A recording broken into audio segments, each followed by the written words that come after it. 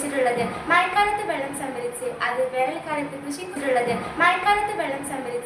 വേനൽക്കാലത്ത് കൃഷിക്കും മറ്റും ഉപയോഗിക്കുന്ന രീതിയാണ്.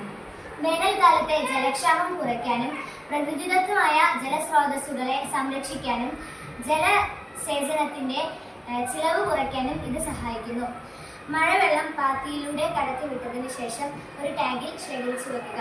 ശേഷം വേനൽക്കാലത്ത് കൃഷിയിടങ്ങളിലേക്കും ഗാർഡനുകളിലേക്കും ഇത് ഉപയോഗിക്കാം. തുള്ളിനന മഴവെള്ളം പാത്തിയിലൂടെ കടത്തിവിട്ടതിന് ശേഷം ടാങ്കിൽ ശേഖരിക്കുക.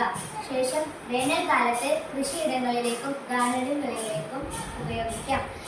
ഡ്രോപ്പ് ഇറിഗേഷനിലൂടെ ഓരോ ചെടികൾക്കും വേണ്ട അത്ര ജലം നമുക്ക് ഉപയോഗിക്കാം. ഇതിൽ സെൻസർ ഉപയോഗിച്ചതിനാൽ ടൈം സെറ്റ് ചെയ്ത് നമുക്ക് വെള്ളം പ്ലോട്ടുകളിലേക്കും ഗാർഡനുകളിലേക്കും എത്തിക്കാനാകുന്നു. ഇതിലൂടെ വെള്ളം സംരക്ഷിക്കുകയും മറ്റൊരാളുടെ സഹായമില്ലാതെ ചെടികൾക്ക് വെള്ളം നനയ്ക്കുന്നതുമാണ്.